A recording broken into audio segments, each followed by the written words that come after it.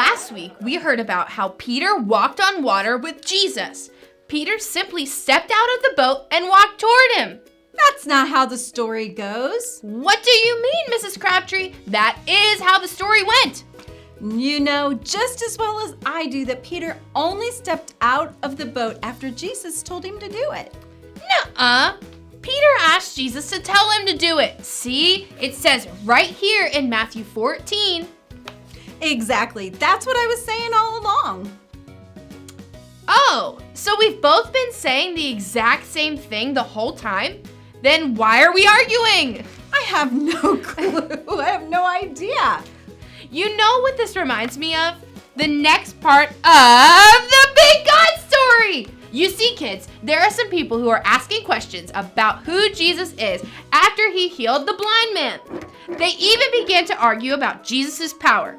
I cannot wait to share this story and see where Jesus will restore. But we will start from the beginning.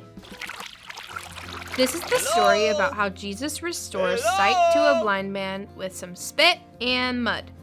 As Jesus went along the road, he saw a man who was blind from birth. One of the disciples that was with him asked, "Rabbi, who sinned, this man or his parents, that he was born blind?" Jesus replied, "Neither this man nor his parents sinned. This happened so that the works of God may be displayed in him." You see, Jesus was saying that this man's life was going to bring God glory. After saying this, Jesus spit on the ground, made some mud with the saliva, and put it on the man's eyes. Then Jesus told him, "Go wash in the pool of Siloam." So the man went and washed his eyes, and after he washed them, he slowly opened his eyes, and you will not believe it, but he could see. It was not very long until some people in the crowd began to question the man about who healed him. And they asked him over and over about how he could see. And they wondered who had restored his sight. The crowd began to get angry with him. The crowd kept pressing in and asking the man, "How then were your eyes open?" they asked. But the man who was healed kept saying the same thing. "The man they called Jesus made some mud and put it on my eyes. He told me to go to Siloam and wash, so I went and washed, and then I could see." The crowd and the leaders all questioned this man. They even went to get his parents and questioned and argued with them. When they heard the same story, the crowd grew even more unsettled.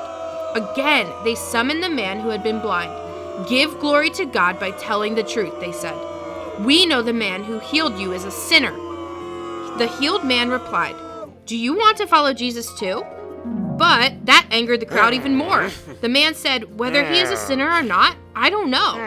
One thing I do know, I was blind, but now I see." The man continued, "You don't know where he comes from, yet he opened my eyes, and we know that God does not listen to sinners. He listens to the godly person who does his will.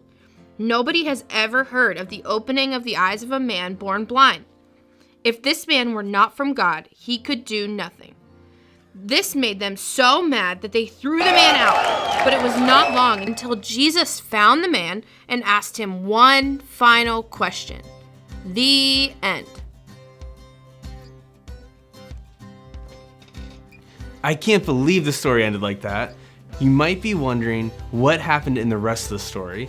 What did Jesus want to ask him? Well, Jesus heard about the man being questioned rudely and was then thrown out. Jesus was concerned about him and went to find the man. He then asked him an important question. Jesus said, "Do you believe in the Son of Man?" The man thought for a second and answered, "Who is he, sir? Tell me so that I may believe in him." Then Jesus replied, "You have now seen him. In fact, he is the one speaking with you."